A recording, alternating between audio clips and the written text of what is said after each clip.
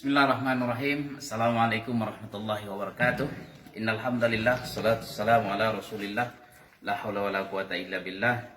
Allahumma shalli ala sayyidina Muhammad wa ala sayyidina Muhammad. Kawan-kawanku di penjuru dunia, apa kabar? Dari lantai 2 gedung SDIT Dinamika Umat, saya menyapa dan mendoakan kalian mudah-mudahan sehat walafiat dan senantiasa dalam kelapangan. Amin ya Allah ya rabbal alamin. Kali ini di Renungan Menjelang Senja, saya masih ingin membacakan tulisan saya di Hikmah Republika yang dimuat tanggal 21 April 2020. Judulnya Tersenyum Dalam Duka. Sedap kali judulnya nih. Tersenyum dalam duka. Dan saya senang mendapatkan apresiasi dari kawan-kawan setelah melihat dan membaca koran ini. Katanya judulnya indah, menarik. Tersenyum dalam duka.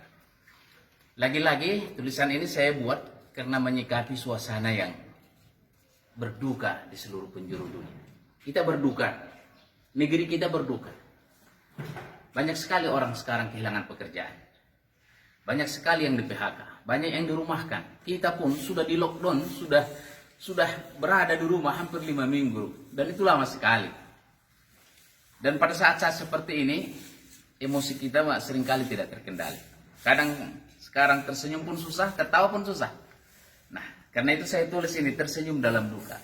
Untuk apa? Karena kalau kita tidak tersenyum dan termenung, itu akan menurunkan imunitas diri kita, tubuh kita. Dan itu akan memudahkan kita diserang oleh wabah virus corona ini.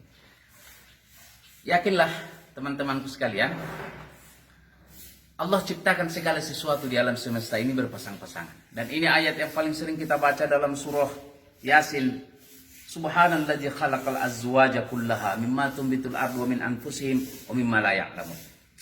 Maha suci Allah yang menciptakan segala sesuatu itu berpasang-pasangan. Baik dalam diri kita maupun dari apa yang ada di muka bumi, bahkan yang tumbuh dari bumi, semuanya berpasangan. Dan disitulah menjadi uniknya kehidupan ini. Dinamikanya terjadi karena ada pasangan-pasangannya. Ada kaya, ada miskin. Ada siang, ada malam. Ada sukses, ada gagal. Dan seterusnya berpasangan. Makanya orang-orang bijak dulu mengatakan hidup ini bagai roda pedal. Kadang di atas, kadang di bawah. Nah, sekarang mungkin kita berada di bawah. Dan kita harus tersenyum dalam duka ini. Kenapa kita masih harus tersenyum? Pertama, saya menyebutnya di sini ada 4 alasan kita masih tetap harus tersenyum dan harus berusaha tersenyum, tertawa. Pertama, senyum itu sedekah. Tabassum fi wajhi akhika sadaqah. Kau tersenyum di wajahmu, tersenyum kepada saudaramu, itu adalah sedekah. Hadis riwayat Bukhari. Kalau sekarang kita tak mampu bersedekah dengan harta, tersenyum saja pun kita sudah bersedekah. Kita tersenyum bersedekah kepada orang lain dan buat kita sendiri. Senyuman itu menjadi sesuatu nilai bagi kita, berpahala kita. Orang lain menjadi tersenyum juga, menjadi tersemangati juga, dan kita pun mendapatkan pahala. Dan imunitas kita menjadi kuat. Yang kedua, kenapa kita masih harus tersenyum? Karena senyum itu kelapangan. Orang yang masih mampu tersenyum dalam penderitanya, dalam kesusahannya, itu pertanda kalau dia itu berjiwa lapang. Dulu baginda Rasulullah SAW pernah ditarik serbannya oleh seorang Arab Badui. Jadi ada seorang Arab Badui datang dan dilihatnya Rasulullah pakai serban dan dia pengen serban itu. Tidak banyak basa-basi, tidak ada adabnya, ditariknya saja langsung. Ya Rasul, berikan ini buat saja. Dan kata sahabat yang melihat kejadian itu, tergores merah di bahunya Rasul. Sebegitu kencangnya menarik, tergores merah. Tapi apakah Rasulullah marah, memaki, membentak? Disinilah Rasulullah memperlihatkan akhlak yang mulia itu. Beliau tersenyum kepada Badui itu dan bilang kepada para sahabatnya, berikan lagi sesuatu buat dia, biar dia senang. Memang ini luar biasa adab mulia ini.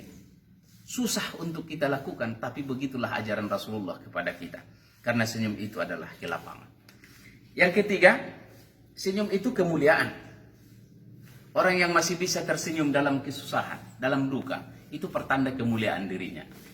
Saya mengutip tulisan dari guru saya Dr. Samsul Yakin dari UIN Jakarta. Dia mengutip Imam Syafi'i yang pernah berkata, seorang yang mukmin yang mulia itu terlihat pada 3 keadaan.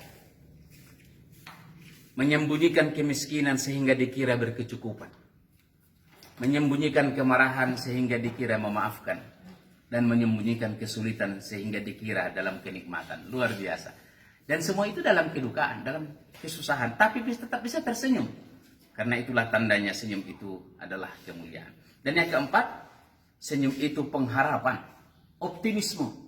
Orang yang masih bisa tersenyum di kala duka, di kala menderita, di kala bersedih, itu berarti dia masih ada harapan untuk berkembang, untuk maju, untuk keluar dari kesulitan, untuk bangkit.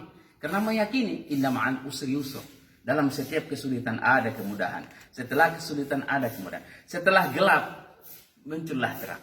Mendung yang gelap itu akan membuatkan hujan turun ke bumi, dan pepohonan pun akan tumbuh, rumput pun menjadi hijau. Nah, karena itu senyum adalah pengharapan. Ketika seorang masih mampu tersenyum di kala duka, berarti tanda optimisme dalam menghadapi rintangan. Selalu meyakini bahwa di balik setiap kesulitan ada kemudahan dan kebaikan. Mudah-mudahan renungan singkat ini membuat kita masih bisa tersenyum. Dan kalau sudah susah tersenyum, carilah satu alasan lain agar tetap bisa tersenyum dan tertawa. Karena itu akan meningkatkan imunitas tubuh kita, sehingga kuat kita menghadapi wabah corona yang membahayakan ini. Semoga bermanfaat. Selamat menjalankan ibadah Ramadan dari Bukit Dinamika Umat. Wassalamualaikum warahmatullahi wabarakatuh. Horas.